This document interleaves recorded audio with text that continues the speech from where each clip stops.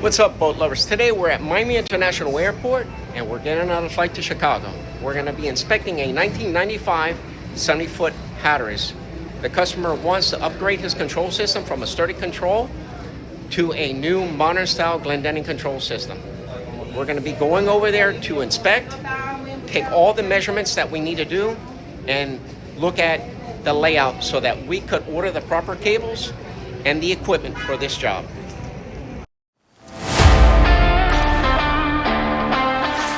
Made it through the checkpoint, so now I'm sitting back waiting for my flight and having a nice good hot cup of coffee. See you in Chicago. 75 years later.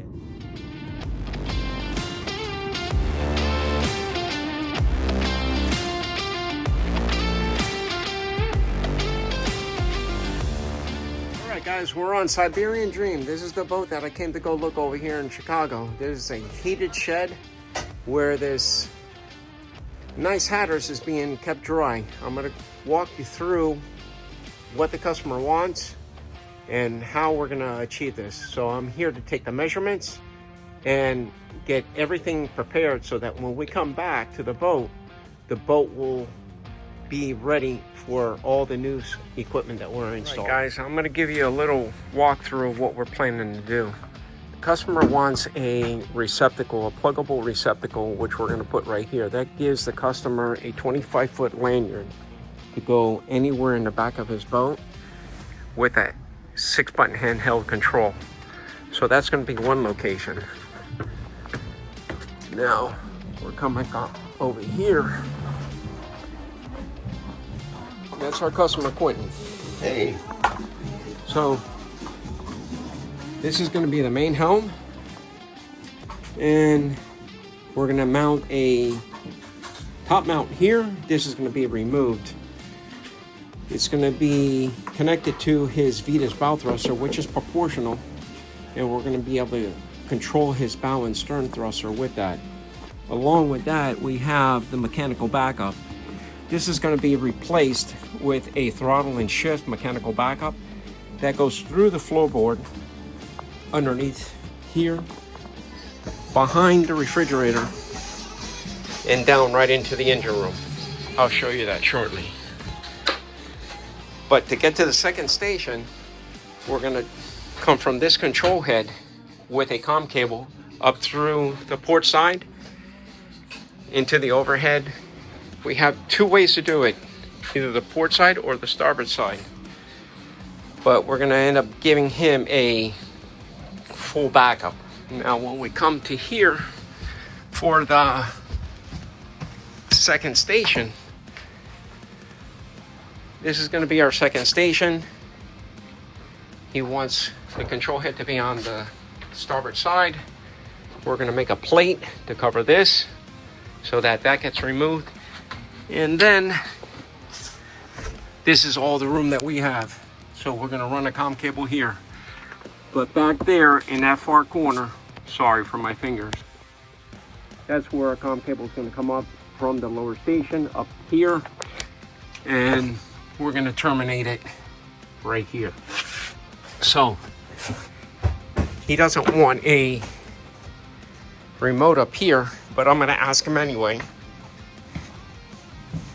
But the receptacle for his main helm is going to be somewhere down here.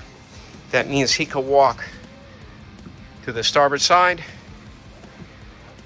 and he'll be able to walk to the port side. So now we're going to go to the engine room. I'll show you that.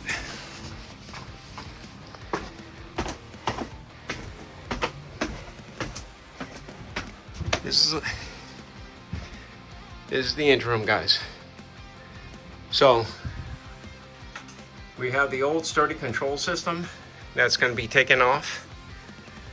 We are going to connect two smart actuator ones, one here and one here. We're going to come off with a mechanical shift and a mechanical shift to the transmissions. To start interlink, well, the starting circuit, the neutral safety switch is right here. We're going to utilize this and just connect our cable here. Same thing with the port side. So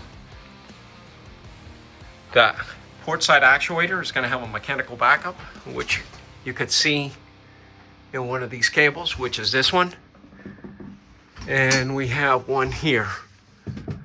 So now we're going to come with two cables that are going to go up through the forward on the starboard side and to the port side it goes through there.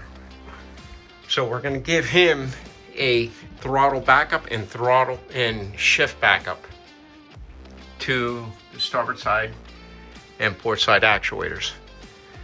Now, throttle, we're going to do a little bit different. Since this engine is electronic, we're going to take the information of the throttle from here and utilize the throttle harness and put a TPS sensor on the back of the actuators that's going to govern the engine throttles. So it's going to be a mechanical to electronic. So the information is coming from here. So we're going to run our harnesses to the ERAM, or if we can, we'll go ahead and pull this back and we'll tie into that for our throttles on both sides.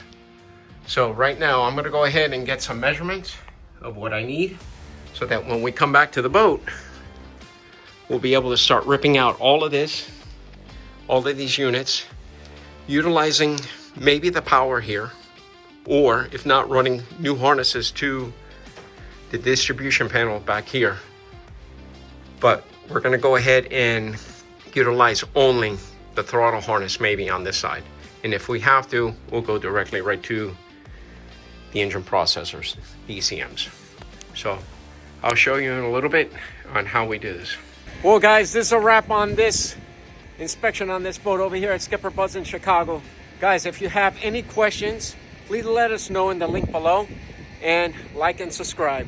I'm on my way back home to Miami.